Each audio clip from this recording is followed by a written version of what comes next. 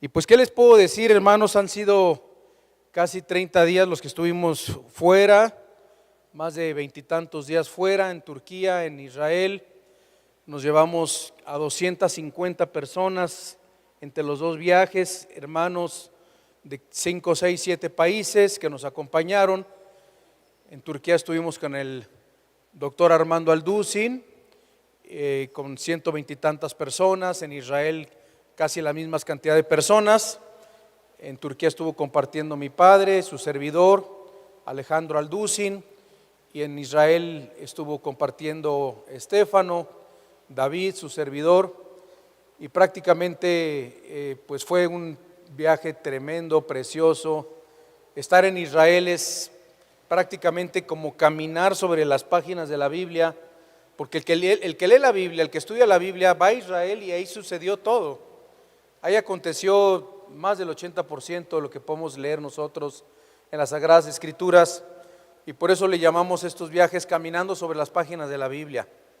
Fue de mucha bendición estar en esos países. Esperamos que el próximo año se propongan ir todos ustedes. Vamos a regresar en el mes de junio del 2023. Tienen un año para ahorrar, hermanos. Hay hermanas, hermanos que dicen: yo no tenía dinero, yo no sé cómo le hice, pero Dios me trajo, Dios me proveyó. Así que el próximo junio de 2023, si es que no ha venido el Señor por nosotros, vamos a conocer a dónde vamos a vivir. ¿Sí le parece bien? Entonces es hermoso estar en Tiberias, en el mar de Galilea, estar en Nazaret, estar en donde Cristo estuvo, donde los profetas estuvieron, en el Mar Muerto. Vamos a ir a Jordania también, a Petra el próximo año. Así que va a ser un viaje precioso, extraordinario. Ahorren, hermanos, ahorren, hermanas, prepárense para el 2023, para estar en Israel. Todo cristiano, antes de irse con el Señor, hermano, no se muera antes de ir a Israel. Debería todo cristiano por lo menos ir una vez en su vida a Israel, a Jerusalén, a Israel, y prácticamente ver la tumba vacía, el monte Gólgota, estar en el muro de los lamentos, donde estuvo el antiguo templo de Salomón, estar en el río Betesda, estar en el río Jordán. Mucha gente se bautizó. Miren, fueron más de 20 inconversos. Una hermana que llevaba 40 años orando por su marido fue a Israel y se convirtió en Israel, hermanos. Después de 40 años, duro de servicio, apenas en Israel se entregó al Señor.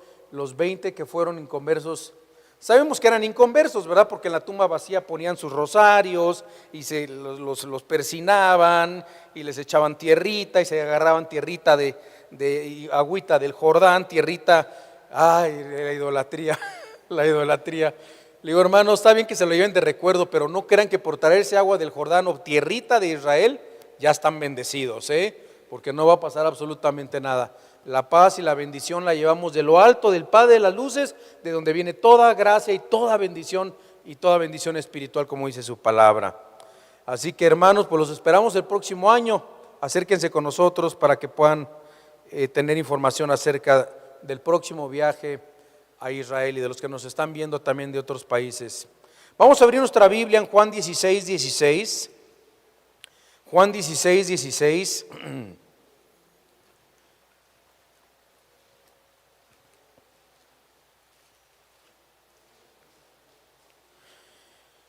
Vamos a titular el tema de esta mañana: el gozo en medio de la tragedia.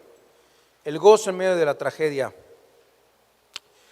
Miren que el mundo está en una tragedia, en una tragedia muy fuerte. Vemos hace unas pocas semanas estábamos en Israel. Nos tocó estar en Israel cuando renunció el primer ministro de Israel, Bennett. Y ustedes saben que Netanyahu por muchos años ha sido el primer ministro de Israel. Y ahora se juntó, como nadie puede contra Netanyahu, se juntaron musulmanes, judíos, derecha, izquierda, de chile y mole y pozole, como las alianzas de aquí de México, para tumbar a Netanyahu. Y lo tumbaron a Netanyahu, y después de Bennett de estar poco tiempo, un poco más de un año en el poder en Israel, tuvo que dimitir su lugar, y ahorita está Lapid en lugar del primer ministro Bennett, ex primer ministro ahora, está Lapid, y se espera que en septiembre o en octubre a más tardar vuelva a haber elecciones en Israel. Seguramente va a regresar Netanyahu. Pero hay una tragedia, una crisis de liderazgo en el mundo, hermanos. Hace unos días renunció Boris en Inglaterra. También por lo mismo lo presionaron a renunciar en su partido. El mundo está sin liderazgo. Es una cosa tremenda lo que está pasando a nivel mundial. El exministro Shinzo Abe fue asesinado hace 3-4 días en Japón de 2 escopetazos por la espalda, una en el cuello, una en la espalda, que le llegó hasta una de las valillas en el corazón.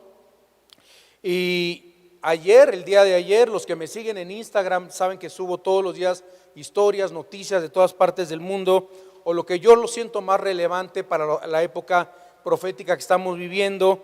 Gotabaya Rajapaksa, este primer ministro presidente de Sri Lanka, lo sacaron literalmente este gobierno comunista, socialista, para que vean que no funcionan estos gobiernos, hermanos.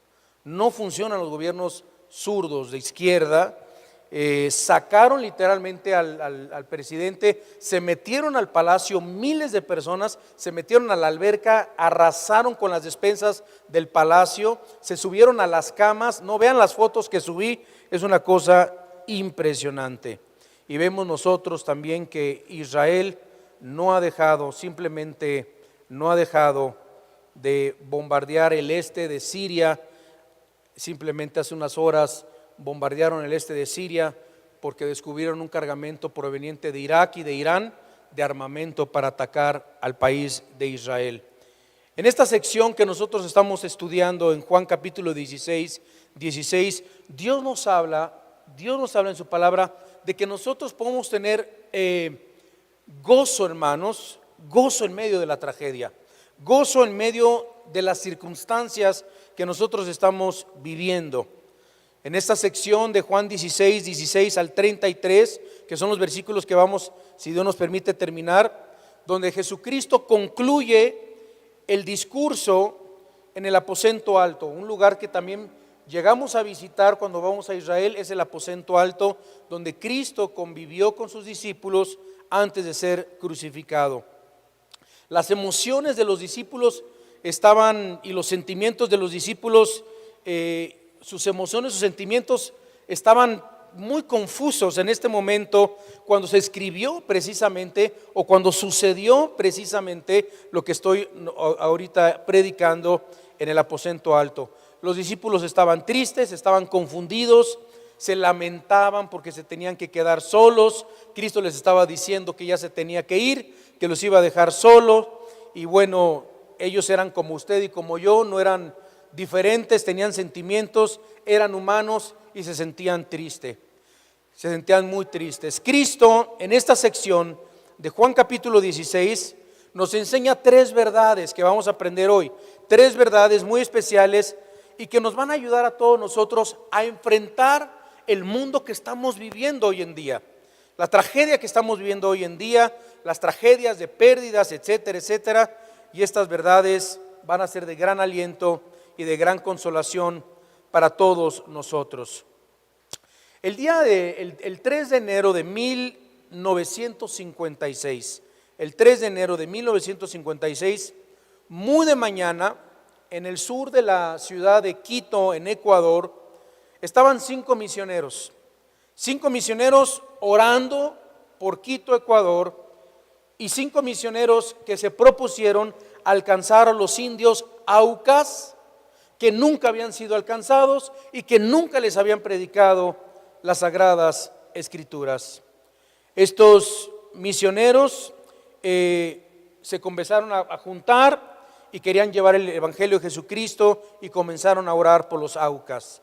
El nombre de estos misioneros era Jim Elliot, Pete Fleming, Nate Saint, Ed McMully y Roger Youderian.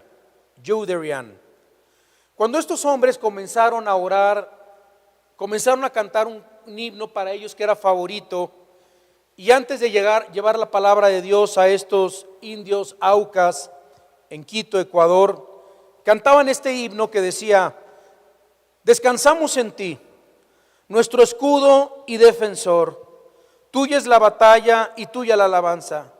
Cuando atravesemos las puertas de gloria, descansaremos verdaderamente en ti todos nuestros eternos días.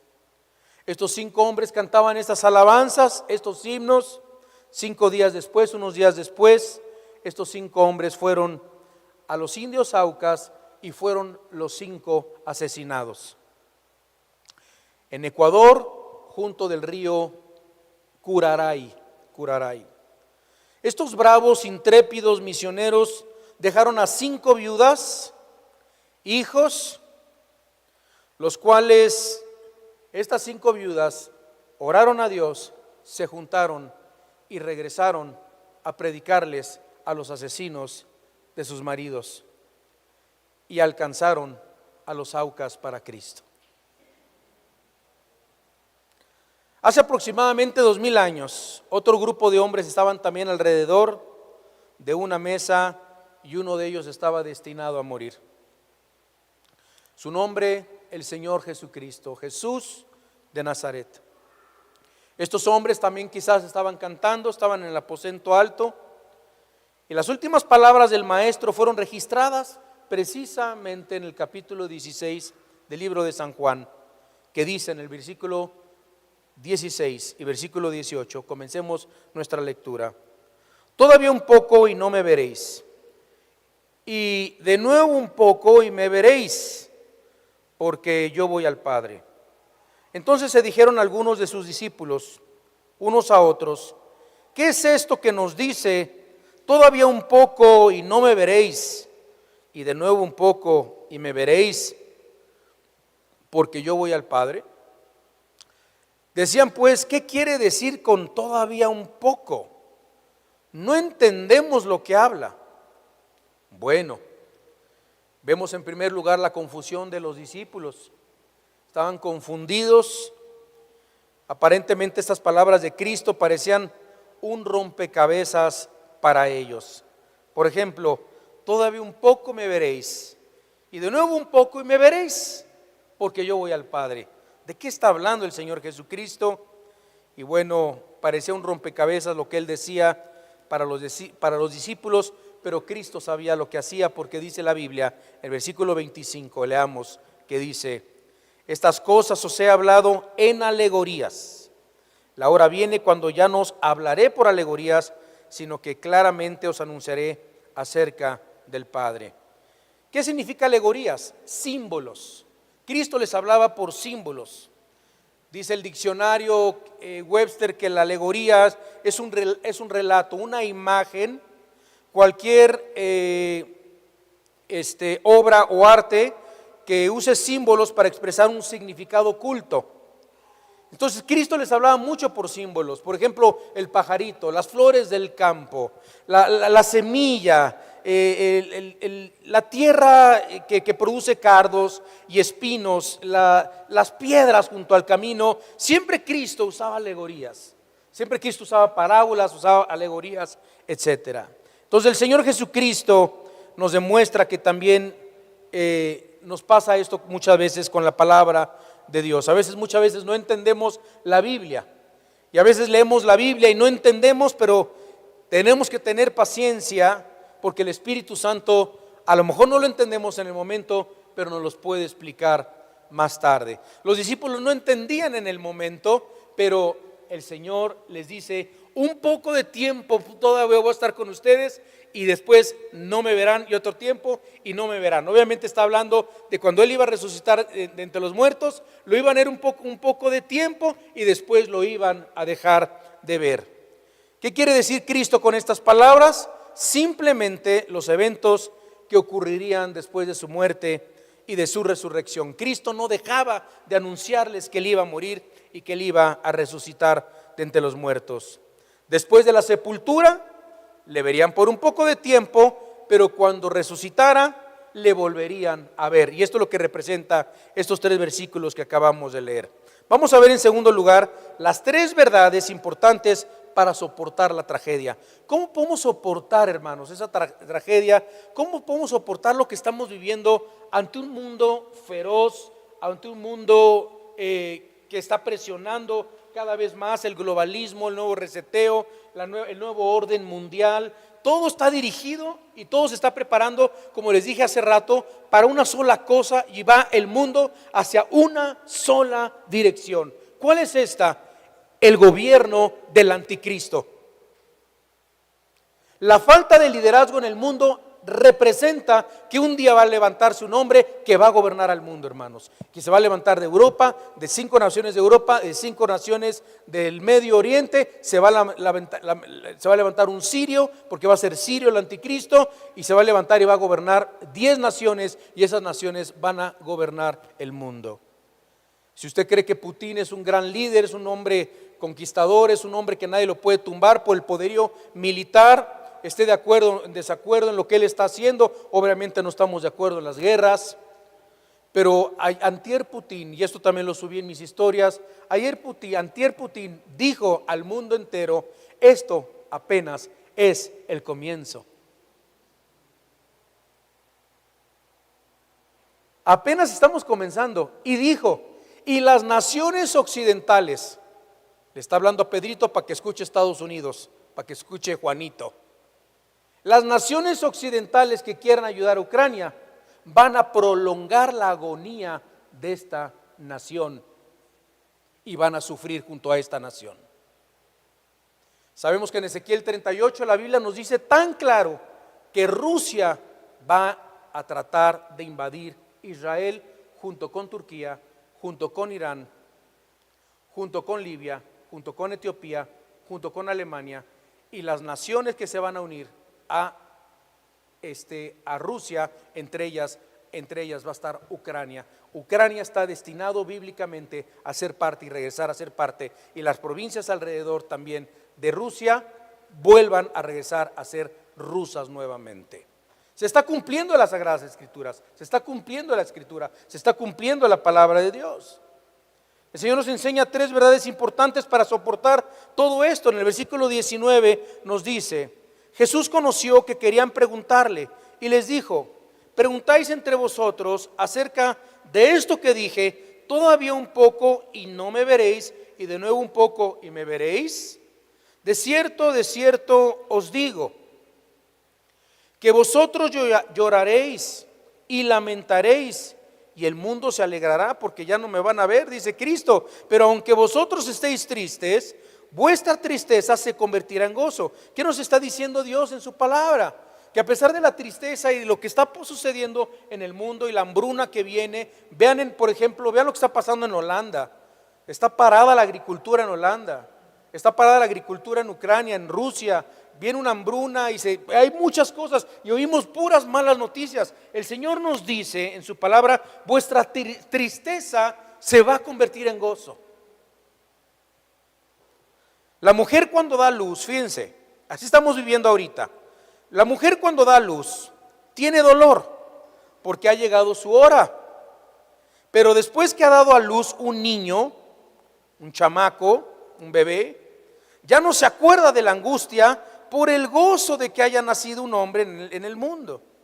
También vosotros ahora tenéis tristeza, pero os volveré a ver y se gozará vuestro corazón. Hermanos, dice el Señor que lo volveremos a ver y se gozará nuestro corazón cuando lo veamos en las nubes, y nadie os quitará vuestro gozo.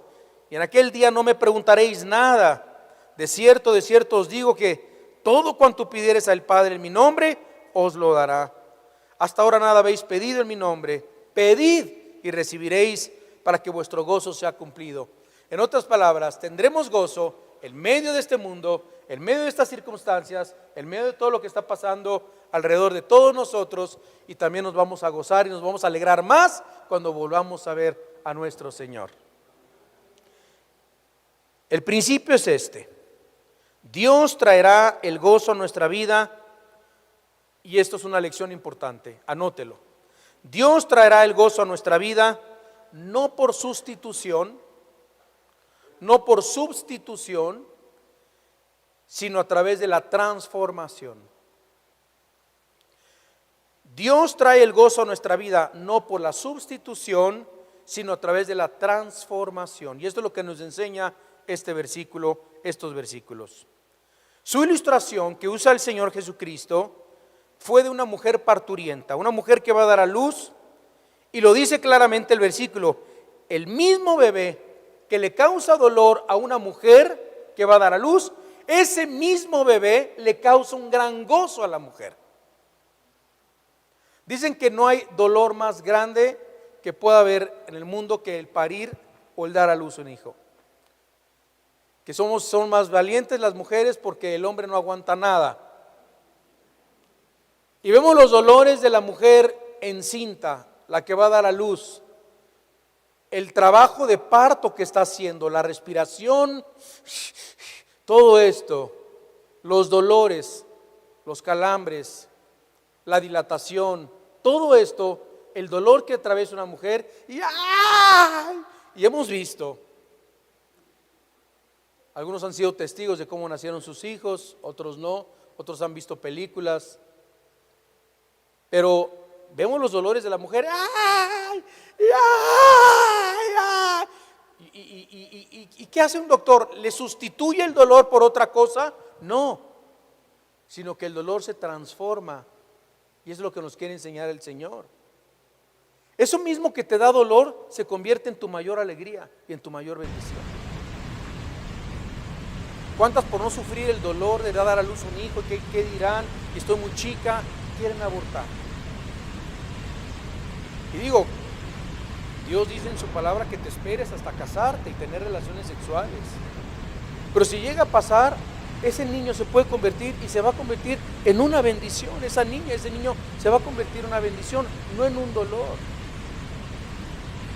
¿Quién iba a pensar que después de 1973, cuando se instituyó la ley en los Estados Unidos de Wade versus Roe, que saben qué significa esta ley? ¿Qué significaba esta ley?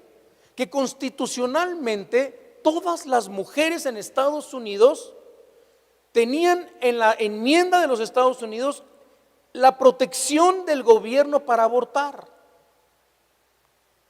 Desde 1973 hasta nuestros días, más de 45 millones de niños fueron abortados solamente en Estados Unidos.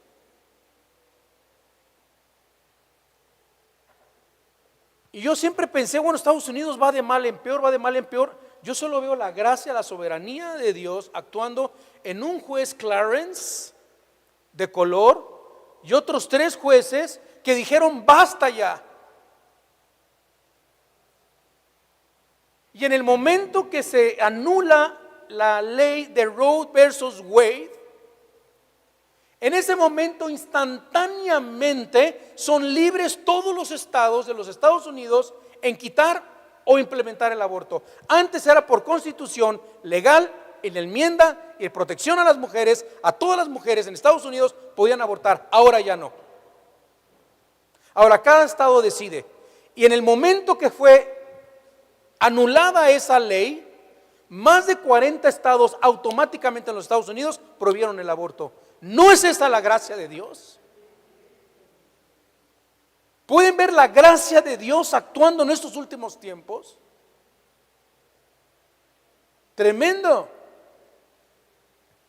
Y todos los demócratas diciendo, uy, hemos retrocedido 50 años. Y fueron y quemaron banderas y quemaron edificios municipales y edificios del gobierno. Y se hizo una revolución. No hay un país más dividido, más que México aún, que Estados Unidos, hermanos. entre los demócratas, entre los republicanos, entre los demócratas y los que están con Trump, y los que no están con Trump, etcétera, etcétera. Ayer Trump acaba de decir, si yo regreso a ser presidente de los Estados Unidos, voy a instituir la pena de muerte a todos los narcotraficantes. Pena de muerte quien trafique con órganos, quien trafique con niños. Viene duro ese hombre, viene duro, vienen las cosas fuertes. Porque el mundo ya está hasta acá, hermanos. En México estamos hasta acá ya también todos los mexicanos. Ya estamos hartos. Hartos de ver tantos homicidios, tanto secuestro, tanto robo, tanta maldad, tanta droga, tanta inmoralidad. Estamos cansados. No dejemos de orar por México. Todos los días murieron quién sabe cuántos. En Israel cuando supieron que, ¿saben cuántos han muerto? ¿Cuántos soldados han muerto en todas las guerras desde 1967 en Israel, hermanos? Que decimos, ay, en Israel cuántos mueren, todos los chavos, las chamaquitas de 18 años, chavos de 18 años, chavas de 18 años, con MS-16, con UCIs, chicas, todos hermanos, todos, los jovencitos, todos uniformados. Y para ellos es un orgullo defender su país. 23,000 muertos desde 1967 en todas las guerras de Israel, 23,000. Yo les dije, esos llevamos solamente en 3 gobiernos, pero en este gobierno que llevamos con este presidente, llevamos más de 125,000 homicidios. En 3 años, hermanos. Ellos llevan 27,000 desde 1967, hagan la cuenta, son un montonal de años. Es posible que puedas ver en otros países a los niños jugando en los parques sin los papás, que con el miedo de que los papás no están cuidando a sus hijos porque saben que no se los van a robar. Vemos a los niños en los museos en otros países, niños de 8, 9, 7, 6 años de edad, en fila, todos con su chalequito, viendo y creciendo y aprendiendo, y con una maestra, 2 maestras. Eso ya se acabó en nuestro país, ya no hay visita a los museos, porque es un peligro que se vayan en la carretera, que se suban al camión, que los puedan asaltar o los puedan secuestrar. Es el país, es la realidad que estamos viviendo. Y Dios usa a través de su Hijo Jesucristo, el mismo bebé que causa el dolor, también causa el gozo. En el nacimiento Dios no sustituye el dolor de la madre con algo más, sino que usa el mismo dolor para transformarlo en gozo. Vean, Dios no transforma, Dios no sustituye el dolor, sino Dios lo transforma, el dolor en gozo. Solo Dios puede hacer eso, hermanos. Vamos a poner un ejemplo. ¿Cuántos tienen hijos, chicos? Chamaquitos, bien. O nietecitos, ¿cuántos tienen nietecitos también? Bien, ok. Si tú, por ejemplo, tienes un hijo y cada vez que un hijo rompe su juguete y se lo sustituyes por otro, ¿qué estás haciendo tú como papá o como abuelito?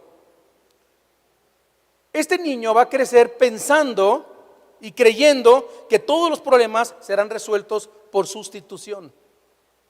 ¿Qué significa esto? Que va a resultar en un niño consentido y mimado, que nunca tendrá que enfrentar sus propios problemas porque siempre sus papás se lo sustituyen y le recompensan y le regresan lo que él rompió o lo que él destruyó. O sea, no tiene que pagar por nada. Dice la Biblia que el niño consentido es vergüenza de su madre y vergüenza de su padre. Una vez escuché a unos padres decir, es que yo no quiero que mis hijos pasen lo que yo viví. Por eso les voy a dar todo, les voy a dar casa, les voy a dar trabajo, les voy a dar todo, porque no quiero que sufran como nosotros sufrimos, que éramos bien pobres. Como si eso fuera una maldición, ¿no? Qué bendición que un niño comience desde abajo. Que aunque el papá sea bendecido y tenga una compañía, una empresa, una industria, y haya crecido grandemente, que los hijos comiencen de chalanes, de peones, que aprendan a valorar las cosas, que no se las regalemos. No empleemos la psicología que ahora se usa de sustitución. No le pegues al niño, no le des sus nalgadas, lo vas a traumar. Dale sus nalgadas. Si se porta mal, la Biblia dice, la vara de la corrección apartará al niño del mal camino. Por eso Dios puso pompis, hermanos, y carnositas, para que ahí les den a los chamacos, ¿verdad? No en las manos, no en la cabeza, sino en las pompas.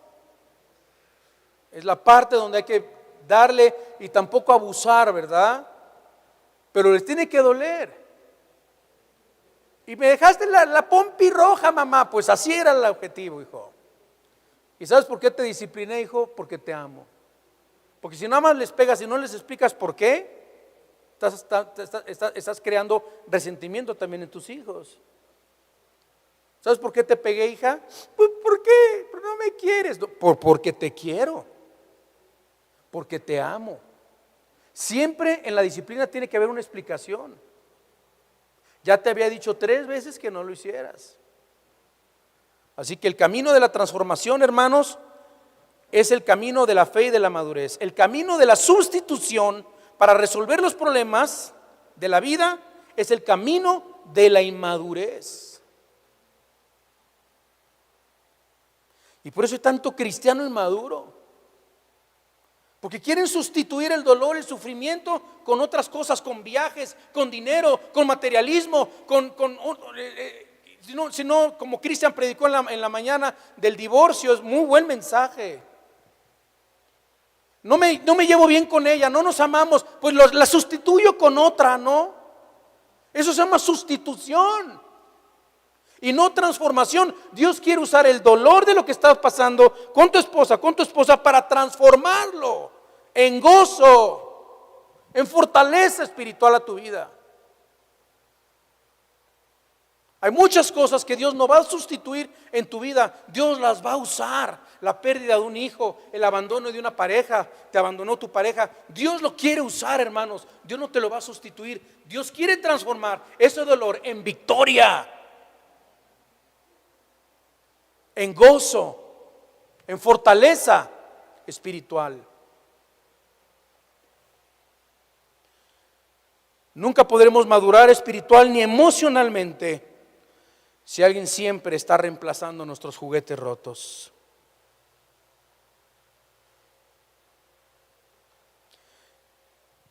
Cristo no dice que el dolor de la madre sea reemplazado por el gozo, eso no lo dice, sino que el dolor sería transformado en gozo. Y Dios hace lo mismo en nuestra vida cristiana, cuando Dios toma situaciones imposibles de nuestra vida y darnos el milagro de su gracia, hermanos, y transformarlos de la derrota al triunfo y de la tristeza al gozo. Repito, Dios hace lo mismo nosotros en la vida cristiana al tomar situaciones imposibles de nuestra vida, darnos el milagro de su gracia y transformarlas de la derrota al triunfo y de la tristeza al gozo. En Deuteronomio capítulo 23, versículo 5 dice: Jehová, tu Dios, te convirtió la maldición en bendición, porque Jehová, tu Dios, te amaba. Dios es el único que puede cambiar las maldiciones a bendiciones. Amén. Dios puede transformar las maldiciones en bendiciones. ¿Cuántos me dicen, ay pastor, es que, ¿verdad que la maldición de los padres sigue a los hijos hasta la 5ª y 6ª generación? Le digo, y a todas las generaciones. Pero nosotros los cristianos, las maldiciones se convierten en bendiciones. Tú no tienes por qué llevar las maldiciones de tus padres ni de tus abuelos, porque Cristo ya rompió la maldición en la cruz del Calvario, derramando su sangre, llevó cautiva toda cautividad y dio dones a los hombres, dice su palabra. Y expuso públicamente, triunfando públicamente sobre ellos en la cruz, sobre todo hueste, sobre todo principado, sobre toda potestad, y triunfó sobre ellos, exponiéndolos públicamente en la cruz del Calvario. Ay, pastor, ore por mí para romper maldiciones. Rómpelas tú. El Señor ya las rompió. Dios convierte las maldiciones en bendiciones porque Jehová, tu Dios, te amaba, dice su palabra. Voy a continuar este mensaje en el tercer servicio, pero no quiero dejarlos picados.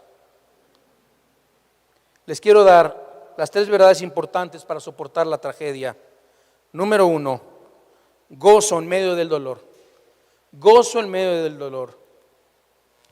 Número 2, la oración.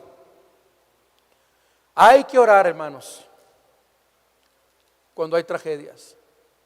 ¿Qué es lo mejor que podemos hacer por México? Orar.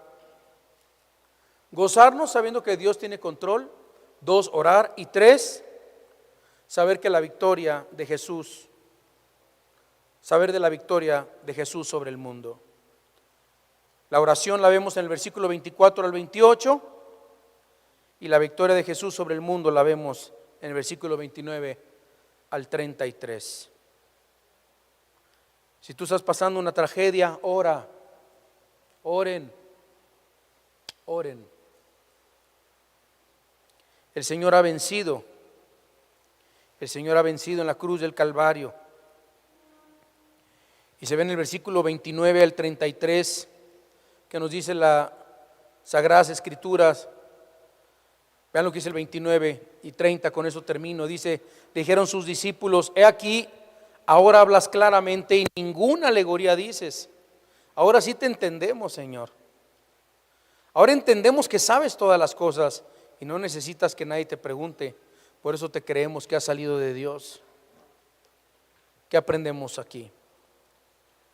Los discípulos están reconociendo la omnisciencia de Dios y están creyendo que Cristo vino del Padre. Por eso Cristo dice, versículo 31, ¿hasta ahora creen? ¿Ahora creéis? ¿Que antes no creían? Pero aquí recordamos algo muy importante. Es posible que los cristianos tengamos fe, entendimiento y seguridad y aún así fallarle al Señor. A menos que practiquemos la fe y apliquemos el entendimiento y descansemos en la seguridad, fallaremos cuando venga la prueba, hermanos. Y esto es lo que le pasó a los discípulos. Y es lo que el Señor no quiere que nos pase a todos nosotros. Vamos a orar.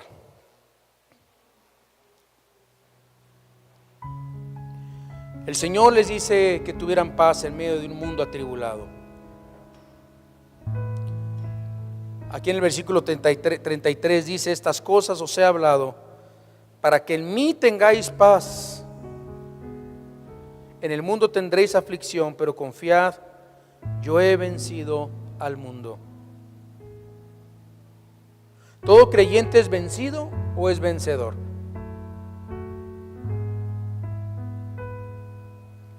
Si estamos en Cristo podremos vencer.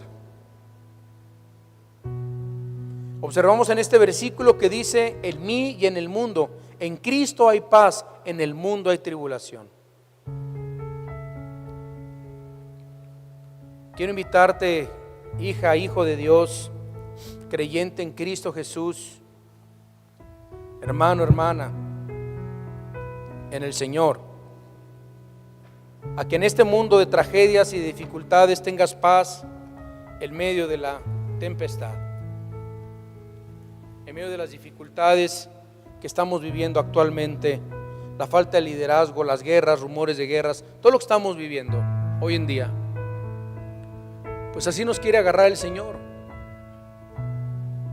No confesados, ¿verdad? Como dicen muchos, que es un dicho, sino viviendo en fe, practicando en fe en la confianza, en la seguridad de que todo el que ha nacido de Dios vence al mundo. Y esta es la victoria que ha vencido al mundo, nuestra fe. Hermanos, tengan paz, hermanas, tengan paz. A pesar de que las cosas van y están muy dolorosas y muy tristes, muy fuertes, tengamos paz. Si no has recibido a Cristo en tu corazón, ábrele tu corazón hoy mismo, ahí desde tu lugar, y haz esta oración. Dile: Dios, yo creo en tu Hijo Jesucristo, que murió en una cruz por mis pecados. Me arrepiento de todos mis pecados. Te confieso mi maldad, Señor. Te pido que entres a mi vida como mi Señor y mi Salvador. Si alguien hizo esta oración, puede levantar su mano. Alguien recibió a Cristo. Gracias, gracias.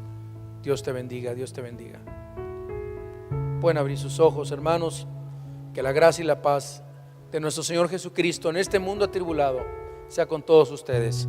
Amén.